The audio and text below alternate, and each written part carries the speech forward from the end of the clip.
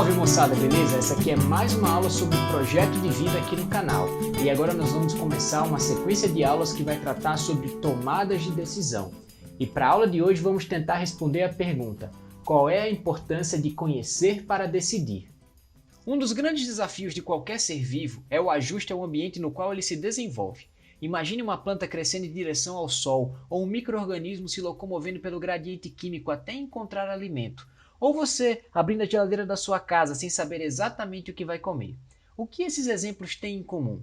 Todos estão buscando sobreviver em um ambiente que nem sempre é dos mais amistosos. Mas nós, seres humanos, temos alguma coisa a mais do que as plantas e dos micro-organismos. Somos animais dotados de um sistema nervoso complexo, capaz de coordenar refinadamente nossos movimentos baseados nas nossas memórias e nas informações disponíveis no ambiente.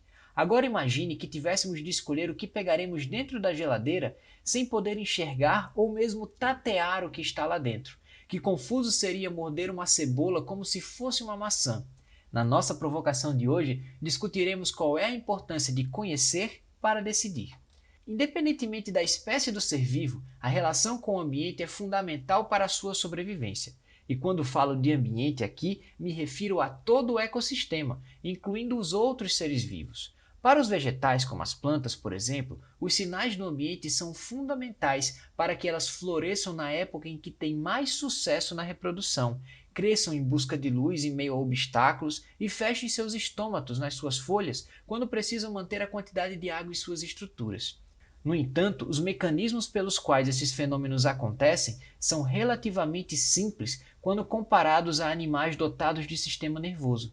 As plantas utilizam informações simples do ambiente, como a duração da claridade do dia, a intensidade da luz que chega às suas folhas e a umidade do ar. Os animais, de maneira geral, já possuem uma maneira mais eficiente de obter informação do ambiente. Pequenos vermes nematódeos, por exemplo, com suas poucas centenas de neurônios, já conseguem estabelecer comportamentos mais elaborados baseados em um processamento simples da informação do ambiente.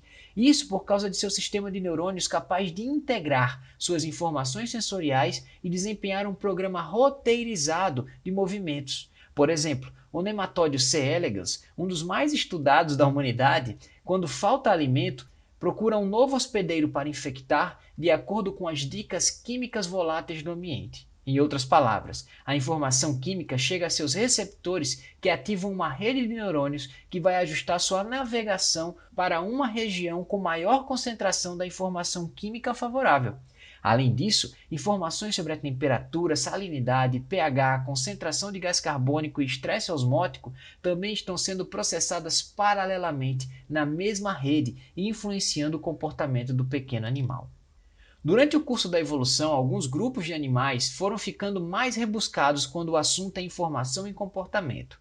Pássaros, polvos, golfinhos, entre muitos outros, expressam uma variedade de comportamentos complexos. No caso de nós seres humanos, a coisa fica ainda mais complicada. Há algumas dezenas de milhares de anos, podemos comunicar grande quantidade dessas informações uns com os outros por meio da linguagem oral e, mais recentemente, nos comunicamos por meio da linguagem escrita, computadores e internet. A partir do desenvolvimento da linguagem falada, passamos a ter a capacidade de desenvolver a cultura, passada de geração a geração.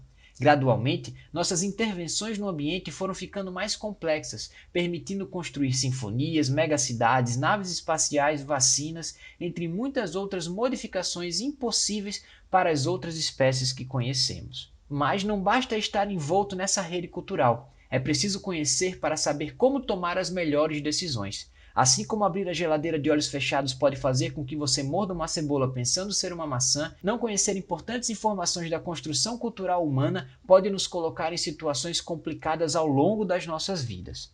Para tentar ilustrar a importância de conhecer para decidir, vamos conhecer a história de algumas pessoas que desbravaram o mundo em busca de informações e, como consequência, alteraram fortemente a cultura da humanidade. A primeira que vamos conhecer é Alexander von Humboldt. Nascido numa rica família em 1769 em Berlim, Humboldt foi uma das pessoas mais fascinantes da humanidade.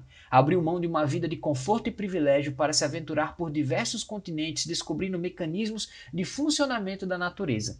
aventurando-se pelas mais densas florestas tropicais, escalando até as maiores altitudes do mundo em busca das respostas sobre a geologia e os vulcões, sempre carregando inúmeros instrumentos de medição, como termômetros, barômetros, medindo e analisando a natureza em seus múltiplos aspectos. Mas não somente isso. Humboldt escreveu que a natureza tinha de ser conhecida em primeira mão e vivenciada por meio dos sentimentos. Humboldt registrava seus dados misturando ciência e arte, publicou livros em dezenas de idiomas e seus livros eram muito populares. Tinha um enfoque mais abrangente sobre a natureza, algo muito diferente de como pesquisadores se fecham em suas estreitas áreas de conhecimento hoje em dia. Podemos dizer que Humboldt foi um grande divulgador da ciência da sua época, tornando a ciência acessível e popular. Talvez Humboldt não tenha ficado famoso por uma grande descoberta, mas por sua visão completa da natureza. Hoje podemos encontrar seu nome por todo o mundo, a corrente de Humboldt, o Pico Humboldt na Venezuela, o rio Humboldt aqui no Brasil, em Santa Catarina, um geyser no Equador e uma baía na Colômbia, entre muitos outros. Há cerca de 300 plantas e mais de 100 animais com nomes inspirados em Humboldt. Até uma área na Lua leva seu nome, Mare Humboldtianum. A influência de Humboldt foi gigante no mundo como conhecemos. Um outro naturalista, que com apenas 22 anos, a bordo de um navio que havia partido do sul da Inglaterra para viajar por todo o globo terrestre, trazia alguns poucos livros em sua prateleira.